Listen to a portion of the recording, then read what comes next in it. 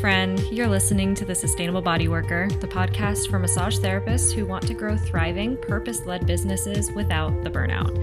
Here we talk about nervous system aligned business strategy, pricing that makes sense, client work that doesn't deplete you, and how to build a career that actually supports your life. I'm your host, Gretchen Pop, massage therapist, mentor, educator, and recovering overachiever. Let's get into it. Welcome everyone back to another episode of the Sustainable Bodyworker. I really hope that your week is off to a great start. We've been working on some incredible things behind the scenes, and I cannot wait to share more with you very, very soon. So just a gentle nudge to kind of keep your ears perked for upcoming episodes. There's some really juicy stuff coming your way. Today, we have another episode with my dear friend, Kelsy, and our co-host, and I am really, really excited about sharing this conversation. Kelsy is a licensed massage therapist and certified vibrational sound therapist through the Vibrational Sound Association. Before getting into wellness work, Kelsy grew up in a family of musicians and spent years singing in choirs and playing instruments. That love of music naturally found its way into her bodywork practice, where she now blends sound and touch in ways that support deep nervous system regulation and integration. Today, we're talking about how vibroacoustics, especially tools like singing bowls, can be a powerful, accessible addition to massage sessions. So whether this is brand new for you or if this is something you already practice with on a regular basis, I invite you to join in, get curious, play around. There's so many different ways that we can work with vibroacoustics in our practice and in our lives. And I am excited to have Kelsy's input and hear what she learned through her time with her vibrational sound therapist training. Enjoy. Alrighty, everyone. Welcome back to the Sustainable Bodyworker. I have Kelsy here with me today, and I'm so excited because honestly, I'm excited every time we have a new episode, but when we talk together, we have such really incredible things to talk about. And today we are talking about something that might already be in your toolbox. Maybe it's something that you've experienced but never really integrated into your own sessions. And if not, then it's absolutely fine, but we are talking about vibroacoustics. And if that word feels intimidating or unfamiliar, don't worry. This is not about adding a whole new modality to your plate. It's really about working with sound and vibration in simple, intentional ways that support the nervous system and help your massage work land more deeply. So I'll invite Kelsy in here to chat about this a little bit more. And Kelsy, I know that you have been experimenting with vibroacoustics a lot lately. And I'm wondering, can you start by sharing what vibroacoustics even means in the context of a massage session and how you got curious about bringing this into your own work? So, vibroacoustics is a multi-sensory technique. It involves using vibration and sound to help guide the nervous system of clients into a more receptive and restorative state. It creates a welcoming environment in the space to transition from whatever busyness they have going on in their day, invites them into their own inner experience, helps settle their mind, especially if they already have some kind of meditative practice at home. I find that a couple of minutes of using singing bowls on the body really takes them in pretty deep, pretty quickly, and it helps reconnect to a really grounded sense of presence during the massage session, even once the bowls are taken off the body. It started out of my fascination with the concept of meta massage. So any modality that I use feels just as good on my mind, my body, and my spirit as it does for the client that is receiving. And this has been one of my favorite modalities I've learned so far in that regard.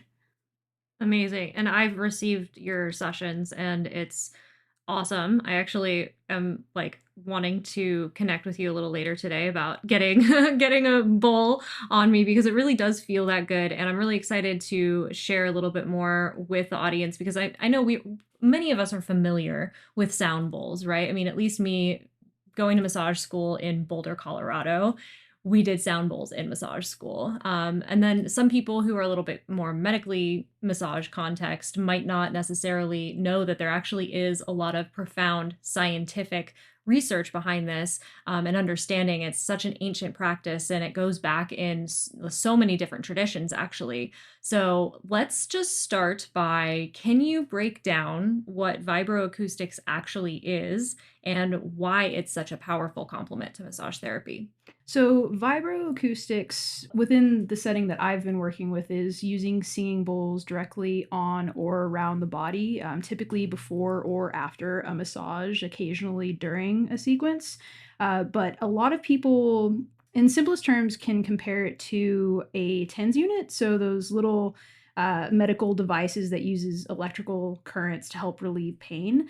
It has a similar ripple sensation physically that it creates throughout the body, especially if you're placing it up and down the spine, on the sacrum, on the sternum. It has such a soothing way of inviting people into their own inner sensations.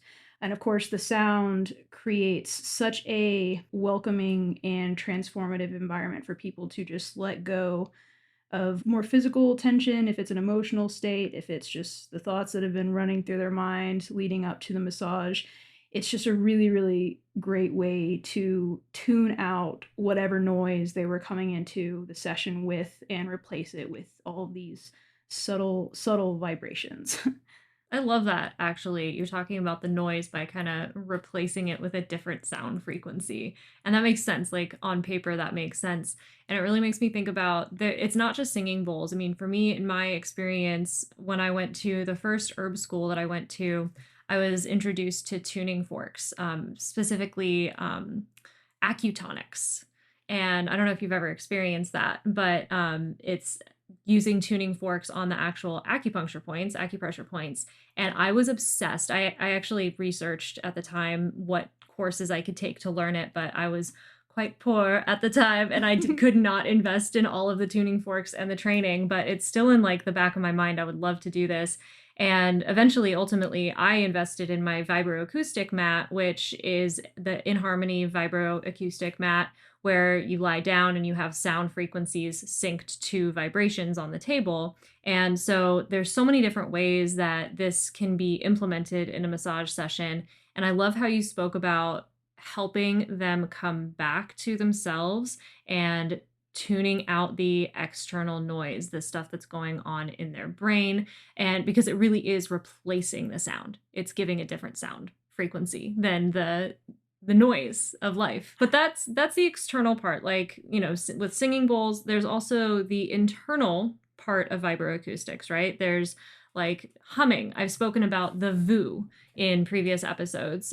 So can you talk a little bit more about how like humming, for example, can boost nitric oxide and help open airways or calm the nervous system, things like that? How does that actually work? So, the internal aspect of vibroacoustics, the benefits come from, as you said, nitric oxide release and also through vagus nerve engagement.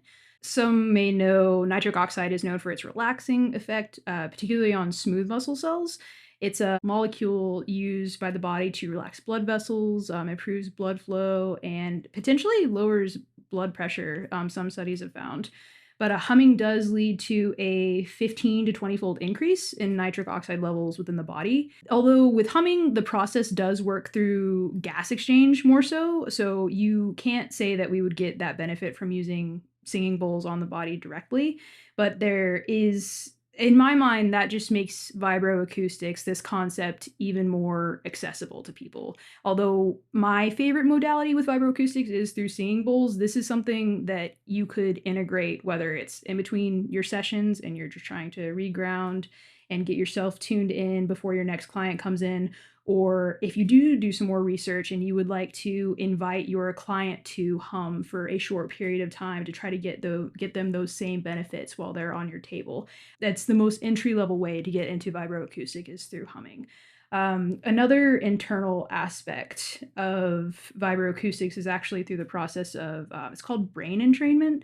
So essentially, when you do have various vibrations going around with sound, there are studies that show that your brain waves will start resonating to those same frequencies that are going on around you. And since singing bowls, especially, there are so many harmonies, there's so many frequencies that one single bowl can emit that it entrains the brain into these more relaxed, subtle states. That's one of the biggest benefits internally.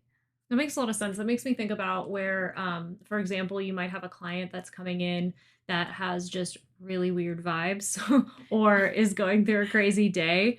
That singing bowl could not only help you kind of set to a tune, so to speak, that helps you attune to them and kind of get them grounded, but could also help them get grounded and let go of whatever is going on in their world.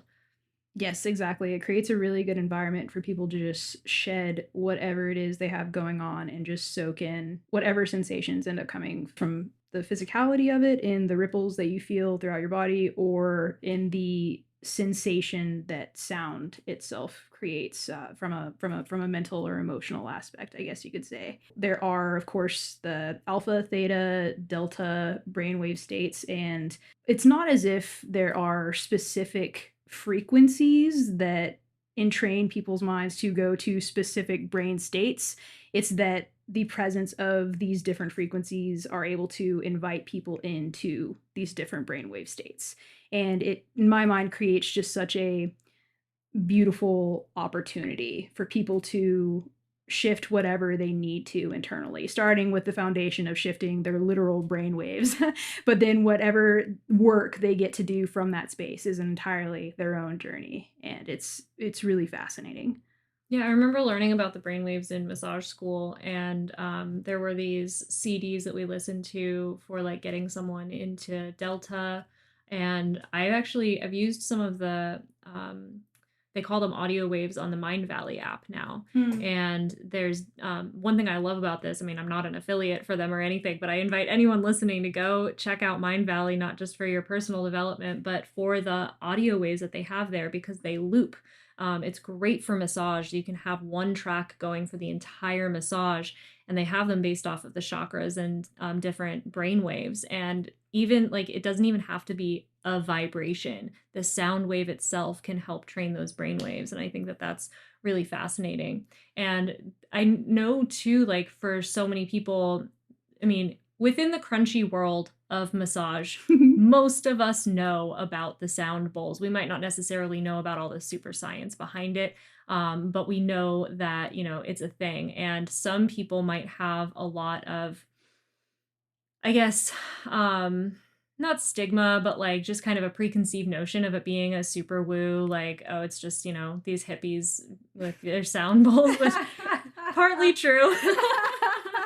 But as we're in a room of sound bowls I right know, now. I love it. I love this room.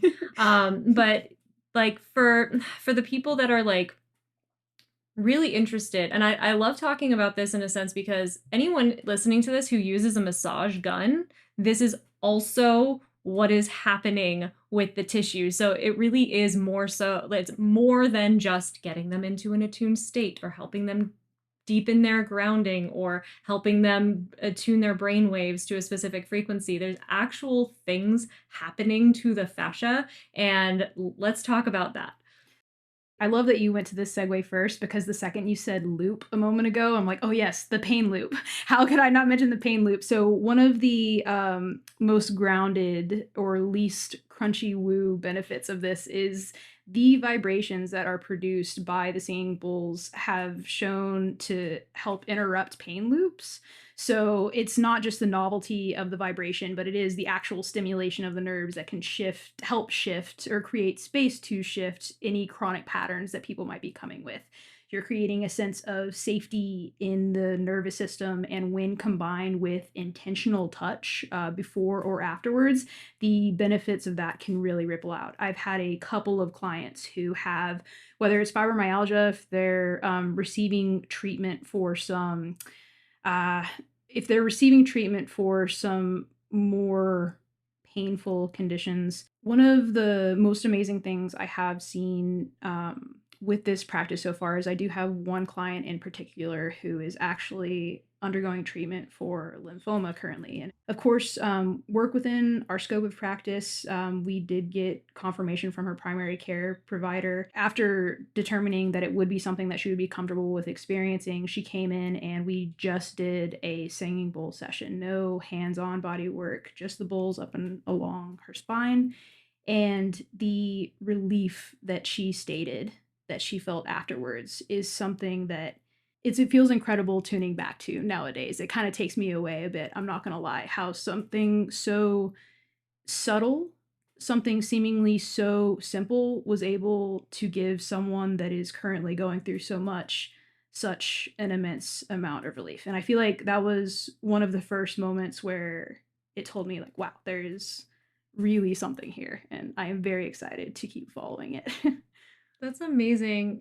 Like it goes so much to say for when someone's going through such a big experience, the pain that they feel. And I mean, we can go, this is a whole segue for another episode, to be completely honest. The pain that people oftentimes feel with big diagnoses like that are not necessarily because of the medications that they're on, the treatment that they're going through, or any actually physical thing that's happening. A lot of it's emotional. And when we can help them chill their nervous system and hold space for them in that way and really provide that grounding, I imagine that that's a lot of what supported her through that, because going through a diagnosis like that and going through treatment for that can be incredibly intense on the nervous system. And yeah, that's profound. It was amazing. We didn't have, outside of getting the confirmation that this treatment would be something that would be supportive to her at that time, we didn't have too much time to really connect outside of the things that she told me she was struggling with at that point. Even just the process of getting to her doctor's appointment and over an hour away multiple times a week, and you could really feel the weight in her words and in the experiences she's had since starting treatment, especially. And the little smile that came across her face within that first bowl placement, that first resonance, was that I feel like that is what I will always be trying to recreate for people anytime I use the bowl. And I hope at the very least having the intention to create that space again helps that translate for people, even if they aren't going through as many big shifts at that point. Yeah. Yeah. Oh, that's so healing. And speaking to the fascia, like what's happening with the fascia there. I taught a course at the graduates retreat for my neuromuscular cupping therapy students. And I always bring the In Harmony mat there because A, it's a wonderful experience, but it's also something that I get to share with those students in terms of teaching them about vibroacoustics. And because my students are so focused on pain relief, we tend to be the more clinical bunch of people. I mean, there are people who do sound bowls and all of that in my community, but we tend to be a little bit more like, yeah, okay, but how can I make the pain go away with pushing on this thing? I love teaching about how the like massage guns are working on that same frequency and allowing, and we think that it's just because the massage gun is pounding on the tissue and beating on the tissue. And really, my favorite massage gun is one that actually pulses more so than pulping, like beating the tissue to a pulp. And I really do think that it's because it's the vibration. And so what's specifically happening in the fascia in response to that vibration?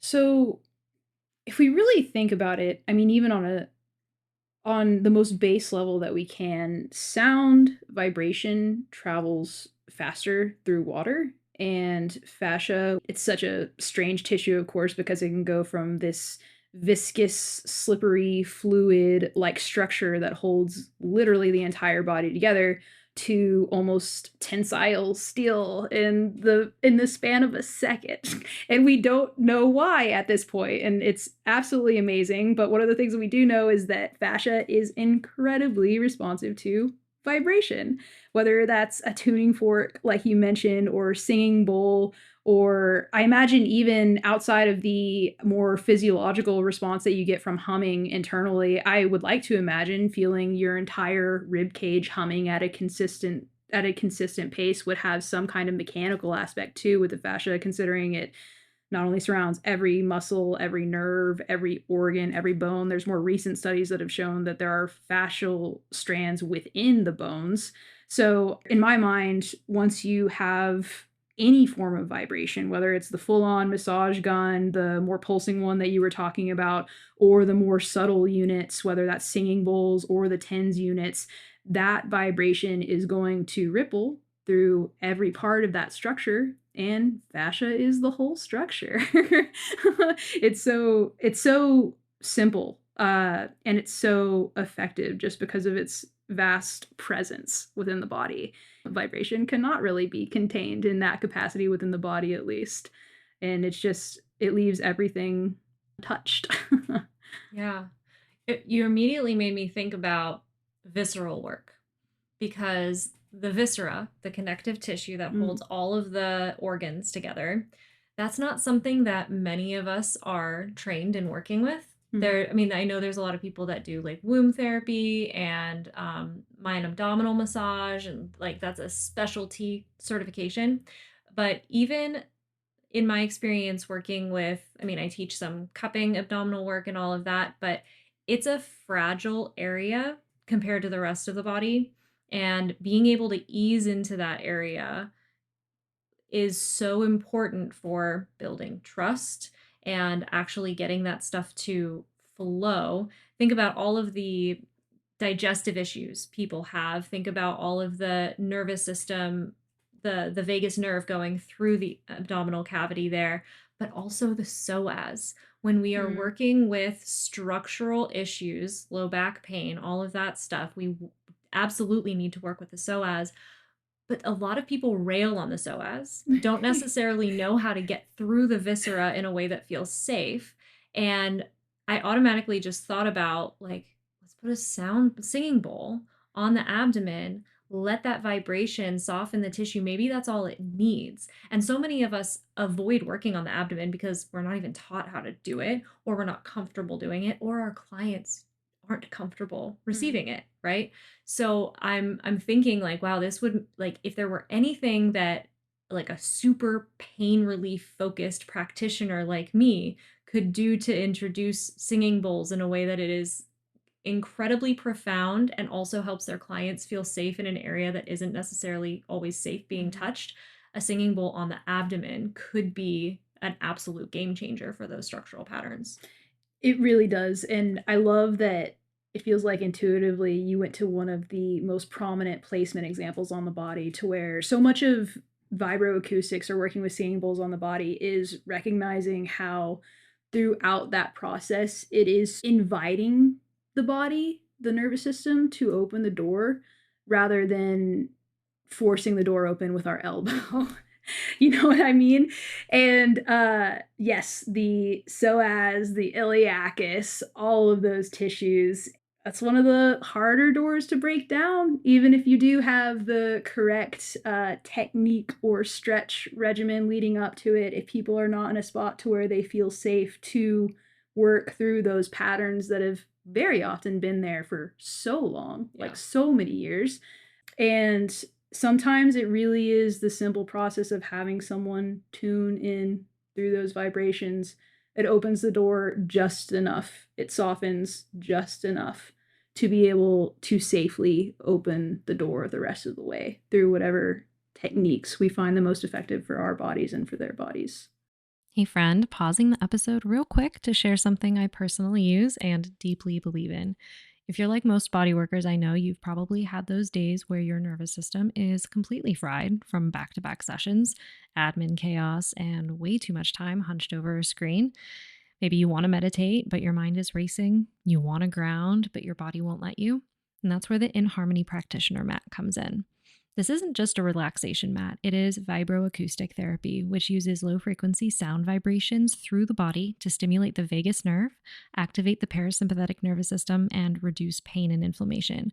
It's the real deal. I got mine back in 2021 for my clinic, originally for clients to use before bodywork or a sauna session, but honestly, I used it just as much for myself.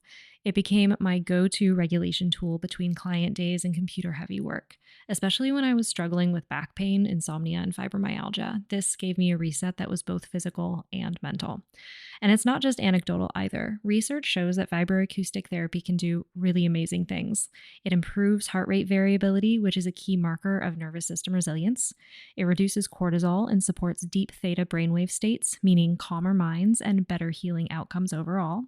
And it helps with chronic pain, anxiety, PTSD, and even creative flow by resyncing your body's internal rhythms with soothing full body frequencies.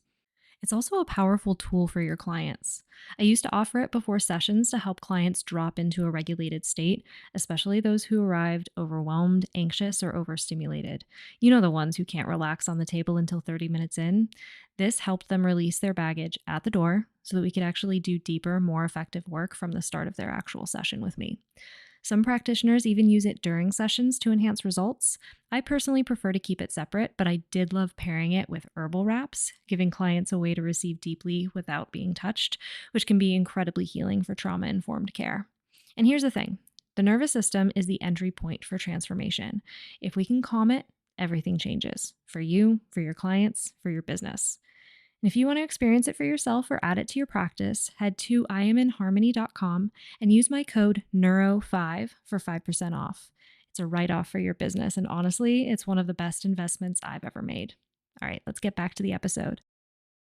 I love that analogy of like busting down the door. When it comes to the psoas and iliac, really sometimes we just need to knock on the door. That's really what we're needing to do. It's not one of those muscles. Neither of them are muscles that want us to rail in there. And the subtlest work is the most profound. And I'm actually really excited to try that next time. And I've done one of the things that I do with the massage gun. So if that is the only thing that you have access to, you don't have a whole singing bowl set. One thing that I do is I place my hand over my abdomen and I put the massage gun on my hand so that I'm not putting the vibration directly on my abdomen, but it's going through my hand. And that works really, really well. I like to do that to also encourage activation of the rectus abdominis muscle because that's frequently an issue for a lot of people. For example, female bodied people who have low back pain during their menses, that can be a rectus abdominis trigger point. But working on that is like, I don't want to be poking on my abdomen when I'm bleeding. So being able to get that vibration through my hand, obviously my hand kind of hurts sometimes if it's not the right, if I don't get the right spot, but it allows those vibrations to go through to be able to allow the rectus abdominis muscle to soften so that those referral patterns to the sacrum aren't happening as much during that time. Oh, I love that. I'm going to be trying that literally right after we record this. Amazing. I love that. Yeah, no, it's fantastic.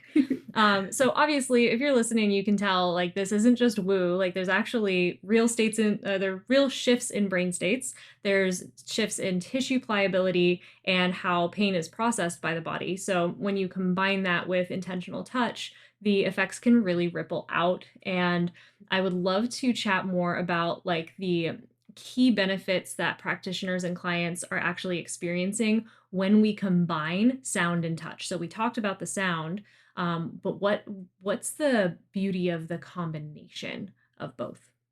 The primary benefits that I've noticed of incorporating both into the session is, like we said, I mean, enhanced nervous system regulation. That's one of those, like if we list one point, like there's not a single system or operation within the body that doesn't have some sort of dance it is doing with our nervous system. And if we are too far in sympathetic, there's a lot of stuff that is not getting done. So it's always kind of amazing to me if I do start the session with singing bowls, just a couple of minutes, 2 to 5 minutes of placing the bowls up and down their spine can sometimes do as much work as if I had done the first 5-10 minutes of compressions or start working things down that way. It's such a safe, subtle way to start introducing people to the rest of their massage, to the rest of that internal experience. Again, kind of the inviting them to open the door rather than us like knocking and just opening it ourselves. It improves fascial receptivity. So since the vibrations do soften the tissue, I feel like it does make the massage feel, it feels like their body is a bit more receptive once I actually am able to get some hands-on work. It also invites people into more of a somatic anchor to their experience within the massage. I know we've talked about dissociation a few times on episodes in terms of a massage therapist actually dissociating from their body while giving the session. And although I don't think it happens as often with someone who is actively on the table, I mean, worst case scenario, they just fall asleep, and that's okay because that's nice and restful, restorative. But having the vibration give a somatic sensory anchor to their own inner experience. I feel like it really helps people who have come in and they've had a rough day or they have had a lot on their plate. It just takes away the tendency or the opportunity to dissociate from their own inner body experience, in my mind. There's also, of course, the possibility if someone does have a more energetic perspective towards their massage practice. There are a lot of people who find that working with singing bowls is a really powerful way to integrate like chakra polarity therapy principles. Vibroacoustics pairs really well with those schools of thought with massage. Yeah, I automatically thought about the somatic connection because, in particular, I'll talk about cupping again. One reason that cupping works so well for shifting pain patterns is because it's not a sensation that it's familiar with receiving all the time. Mm. And I'm wondering if there's a similar reason that it helps that sound bowls help people attune differently to their bodies because it's not necessarily a sensation that they're feeling all the time. Their body and their nervous system are getting on the table prepared to receive massage, which touch is something that most people are familiar with. We might not receive enough as a culture, but it's something that they're familiar with. So if they're in a fight or flight or just slightly dissociative state, its touch might not necessarily be as different from what their nervous system is expecting to be able to bring them down easily. But I'm wondering if the nature of the vibration is just different enough to kind of provide that the confusion that I use with cups, for example, to kind of break them out and be more aware of their body. I really do like that connection because it feels like what you're speaking to, it's not just novelty and it's not just that loop sensory loop interruption that we were talking about. What you're saying really feels like a good combination of both. And I Yeah. definitely think that that's part of what's going on. And then it's amazing because once people are able to step out of their head or the moments that have led them up to this moment enough to where they are able to settle, whether that's through cups or through the singing bowls, then the door is open and there's the possibility for them to be more receptive to that for every session or every time you use that tool going forward. And that's where we've got the Pavlov thing. Then people come in and they know they're safe, they know these tools work for them, and they know that they are going to feel so much better afterwards.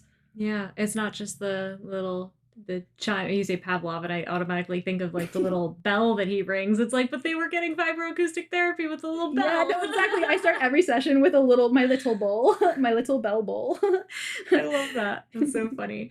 So, how would we actually bring this into a session? Because I mean, I think of singing bowls and I think of like this practitioner with like 40 bowls in front of them and they're doing the whole thing in perfect lotus pose and it Mm. doesn't have to be a whole big production, right? Like it does not have to be this whole big thing. So what are some practical ways to integrate it into a session if we want to try it out?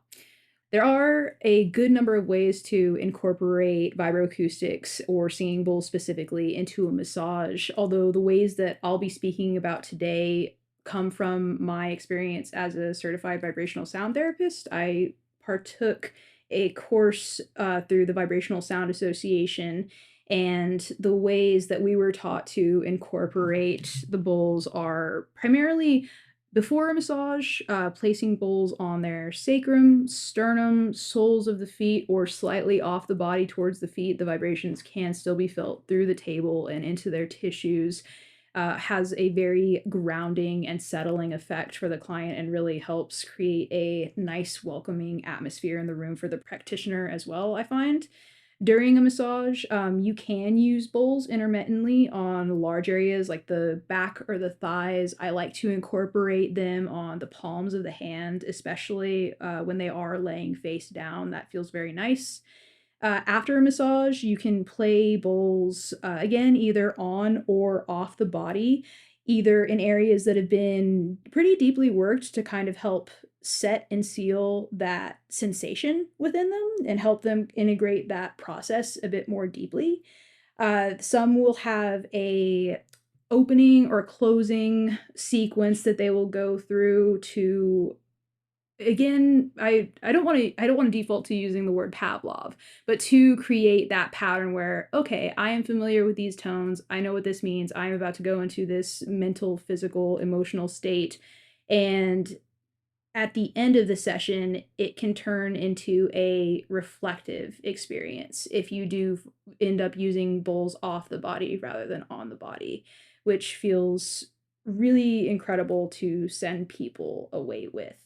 There are, whether it's tuning forks, like you mentioned, or there are actually different singing bowls that have a structure at the end of the bowl to where, similar to a tuning fork, can be placed on different acupressure points, and those vibrations are so much more intensified. That feels really wonderful. There are so many directions people can go with it, though. I've seen people play monochords, place them directly on the body, those multi-stringed instruments, usually like 21 to 32 strings. That feels incredible.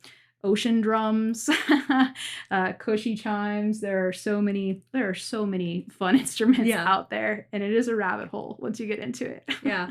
Well, it also doesn't even have to be an instrument as well. Like the vibroacoustic mat from In Harmony, and there's other companies that do the same thing as well. I personally really love In Harmony just because I've used it for so long, and it's they make a massage table, for crying out loud. Like, you can have the vibrations and the music synced going throughout your entire massage too. So you don't even have to be technically trained in what all of the harmonies are, where they should go, or all of that. Absolutely, there's a rabbit hole you can go down. You can take that certification training and you can learn about that. You can also just utilize the guide from the In Harmony practitioner mat that says, oh, okay, this client needs to feel a little bit more grounded. I will use the track that is going to help them get grounded, play that while I give them their massage, and it's going to go through that experience. One of the things that I did with the mat in my clinic, we had an entirely different room, and I mean, selfishly, I partly bought it for myself, but and I said my clients get to use it. But we had a whole room which we called the self-care room, and we had the practitioner mat, which is not the massage table version, so we put it on top of massage table, and we also had the sauna. And I would have clients, if they show up early, this is actually a really fantastic way to be able to eat your lunch while the client shows up. You know, those people who are notoriously 20 minutes early before their session. No, I don't want to talk to you right now. This is my lunchtime, for crying out loud. I will have them go like, hey, here's this is available. Go sit on the mat or lay down on the mat. Them getting to experience something like that, is wonderful. It gets them into their body before the session because they're experiencing that, and they're so much more dropped in before their massage. But also, sometimes I would create these experiences where they do the mat and then the sauna. So the mat and the vibrations actually prepare their body to receive the infrared waves even better. And then the infrared waves prepare their body to receive the massage so much better. And it was a trifecta that really, really helped break pain patterns. So there's a rabbit hole there as well. Like, if you want to turn it into an entire spa experience. And I mean, I always used it after a long day. Especially the long day with clients, my back often hurt at the end of the day, and being able to receive that vibroacoustic therapy, and then also just allowing me to come back to myself, helping me ground between clients, before clients. Sometimes I would go back and forth between doing computer work and the massage work because I was working on building my online course business as well as seeing clients. And a lot of my students do that as well. And so being able to switch gears, being able to get on the mat and switch gears. So it's a win-win situation, whether we're using the bowls in a session with our clients, we're receiving those vibrations as well, or we can get our own booties on the mat and receive that as well. So it really is just like a big win-win situation. It really is. And I will say that that's something I regularly do in between sessions is I'll put the biggest bowl I have and I'll place it either on my belly or on my sternum and play that to myself to kind of reset in between sessions. And oh, it's so nice. It's so yummy. It's so good. And it also feels like a very reconnective experience to be able to know exactly the sensation, the space that you're creating for people every time they do get back on the table. Segue, I will never forget the first time you invited me on that In Harmony mat too.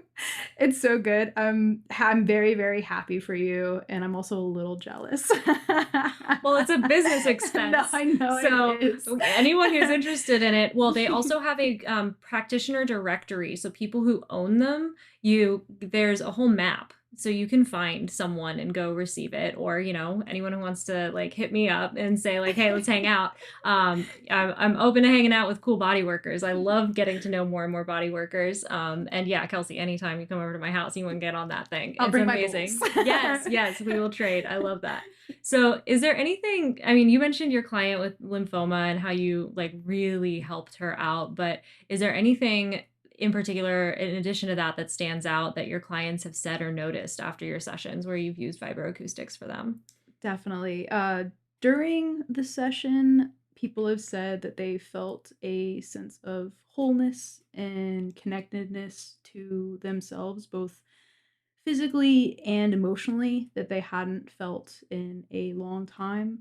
A sense of integration, both in the work that we were able to do during a session, but also integration in whatever it is they brought with them into the room and onto the table that day, being more fully aware in their body for a time after the massage.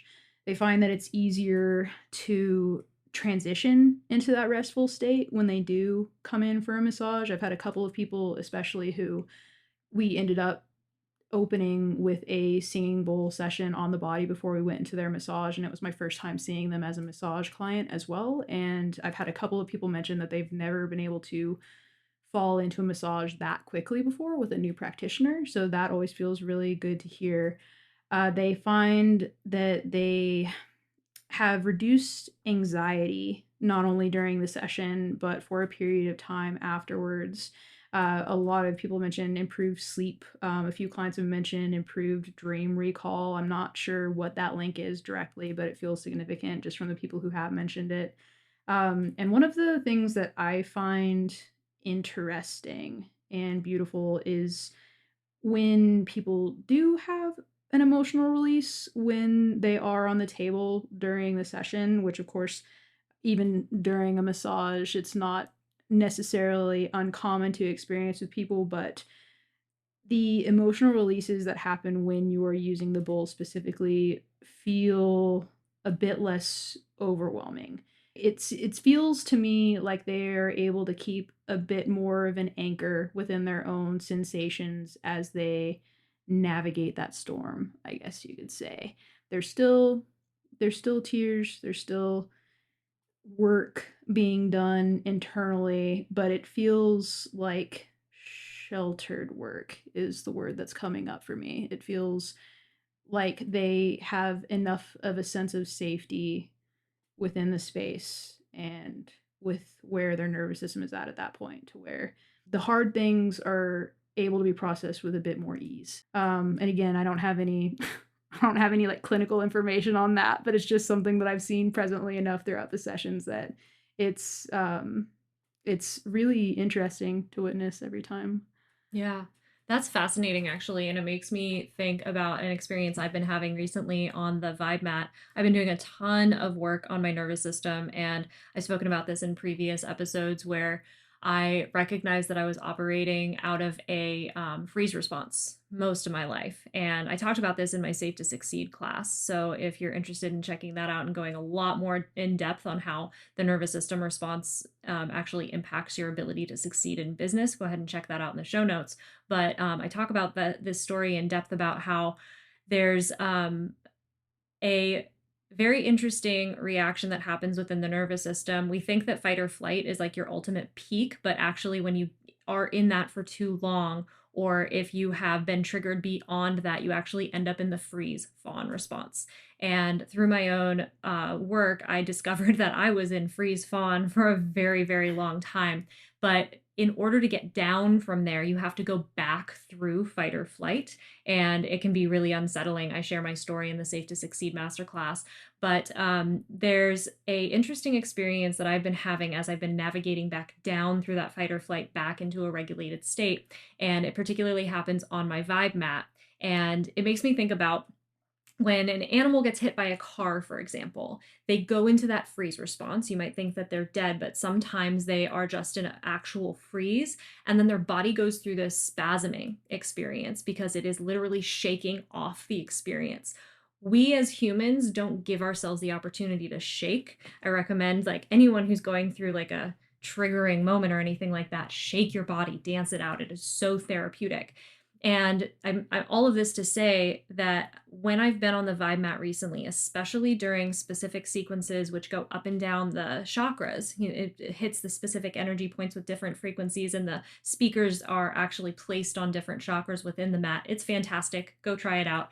I have had these spasms in my nervous system. Like, I will be convulsing, and it's kind of weird. Like, the first time it happened, I was like, oh my gosh, what's going on?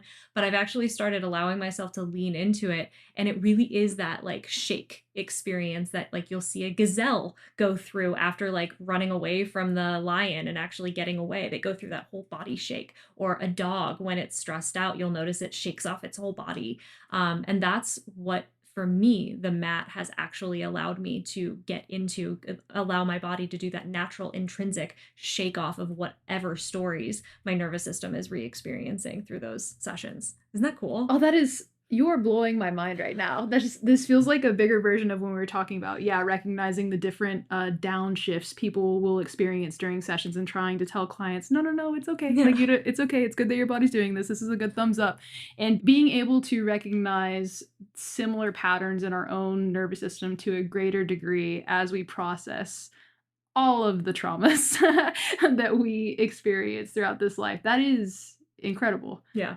I'm Yeah. excited to go back and reflect after this, like different shaky moments I've had, and really kind of explore what that might have been. Yeah, totally, totally. Because like it is a natural intrinsic experience that our body uses to process those things. We just don't really let ourselves do it. Not So anymore. Now we do. yeah, now we do.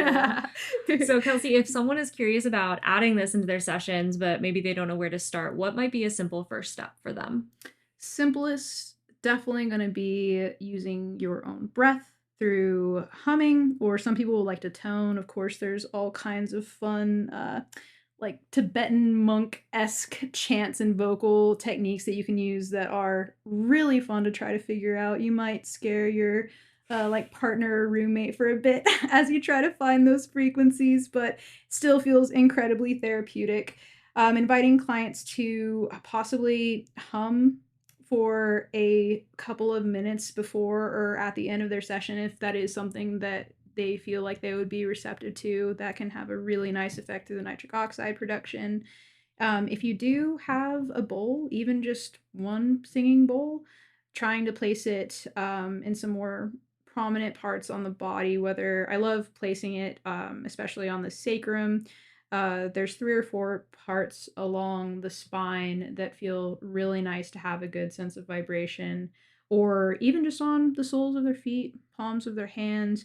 You can experiment with yourself or with a friend before bringing it to a client into work. Of course, you want to feel completely grounded and settled in that experience within yourself before you start trying to create that space with other people, just like with any other technique or modality.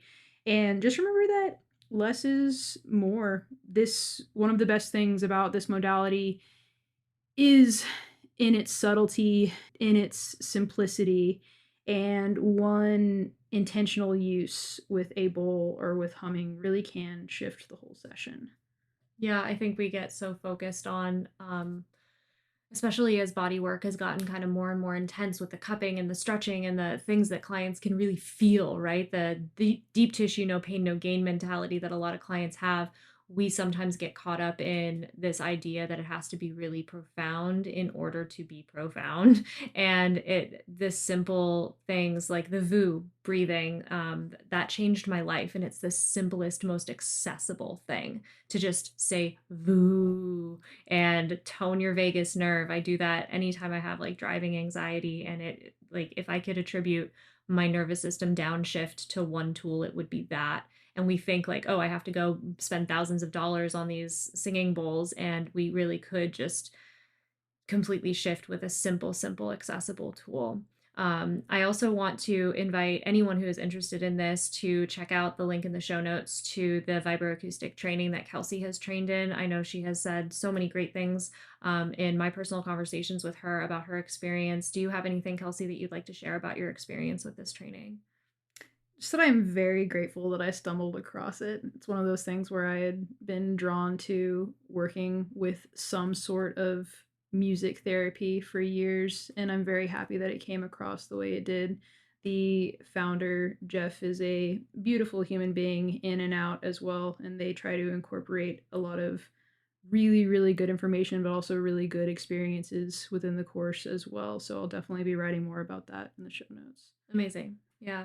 So, guys, thank you for joining us. And I really want to encourage you. Maybe you're curious about playing with sound in your sessions, or if you've been dabbling, or even if you have a ton of experience with it, maybe you have questions about getting started, just let us know. Reach out to us. We really do love hearing about how these tools might land in your hands and on your tables. So, reach out to us and let us know. And as always, thank you so much for joining us. It really has been a pleasure connecting with you and getting to share this. And we will see you guys in the next episode. Thanks for listening to The Sustainable Body Worker. If something resonated for you today, grab your free breakthrough session, which includes a custom hypnotherapy track to help you unlock the next level. Grab it now with the link in the show notes. And to hear more, hit subscribe. We'll see you next time.